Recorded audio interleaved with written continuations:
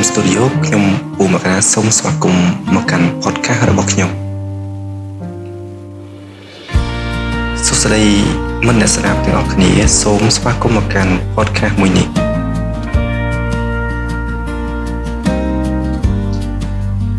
ធ្លាប់ទីនៅពេលដែលអ្នកកំពុងដើរតាមផ្លូវឬកំពុងប្រញាប់ប្រញាល់ទៅធ្វើការអ្នកស្រាប់តែក្រឡេកឃើញរូបភាពមួយដែលធ្វើឲ្យអ្នកត្រូវតែឈប់គិតរូបភាពដែលមិនមែនជាទិដ្ឋភាពដ៏ស្អាតប្រការឬការតុបតែងខ្លួនដ៏ស៊ីវិល័យប៉ុន្តែ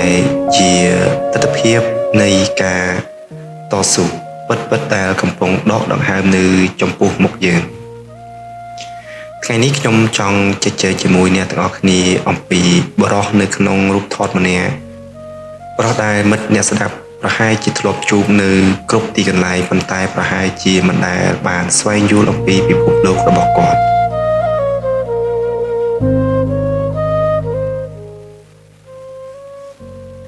សូមសម្លឹងទៅរូបភាពនេះជាមួយនឹងខ្ញុំបរិសុទ្ធដែលរុំខ្លួនដោយគ្រឿងការពារពេញលេញមួកកន្ត្រកកាបូបសម្រាប់ការពារកម្ដៅថ្ងៃក្រមាខ្មែរព័ទ្ធជុំវិញមុខការពារធូលីដីនិងអាវដៃវែងនេះមិនមែនជាការតុបតែងខ្លួនដើម្បីភាពស្រស់ស្អាតនោះទេប៉ុន្តែវាគឺជាគ្រឿងសឹកសម្រាប់សមភូមិនៃជីវិតតាមដងផ្លូវនៅពីក្រោយមុខនឹងក្រមានោះគឺជាកែវភ្នែកដែលពោពេញដោយការទទួលខុសត្រូវកែវភ្នែកដែលមើលទៅបាយមួយកញ្ចប់ក្នុងដៃហាក់ដូចជាវាគឺជាធម្មពលដ៏មានតម្លៃបំផុតសម្រាប់បន្តដំណើរទៅមុខទៀត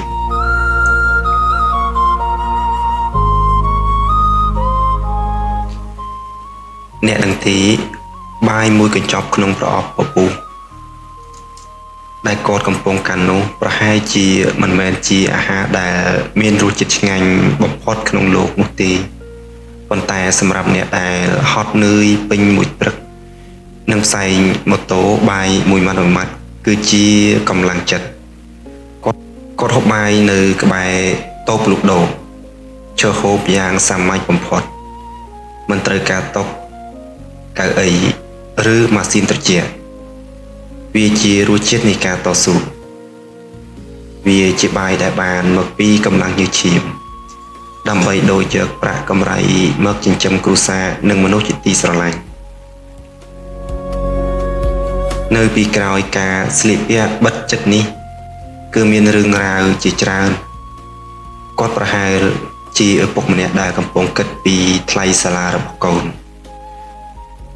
គាត់ប្រហែលជាស្វាមីម្នាក់ដែលចង់ឲ្យភរិយាមានជីវភាព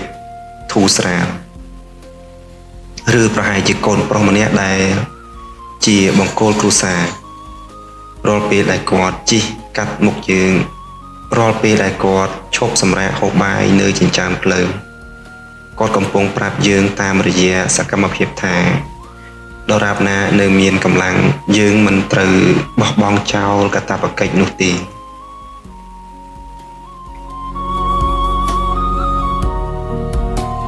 មិនអ្នកស្ដាប់ទាំងអស់គ្នា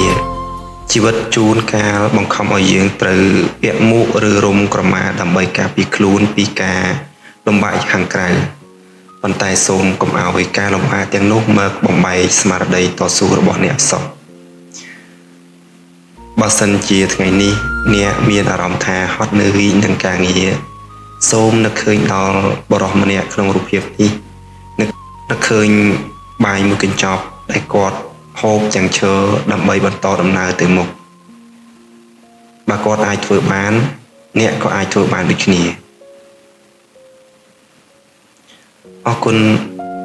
ដែលបានចំណាយពេលស្ដាប់ការចែករំលែកតូចមួយនេះសង្ឃឹមថារូបភាពសាមញ្ញមួយសន្លឹកនេះនឹងក្លាយជាកម្លាំងចិត្តដល់មិត្តអ្នកស្ដាប់ទាំងអស់គ្នាបន្តតស៊ូក្នុងសមភូមិនៃជីវិតរៀងៗខ្លួនដោយមោទនភាពកុំភ្លេចថែរក្សាសុខភាពហើយជួបគ្នាម្ដងទៀតនៅ podcast ភាគក្រោយពី Chem Studio ខ្ញុំពូមករាសូមអរគុណសូមគោរពលា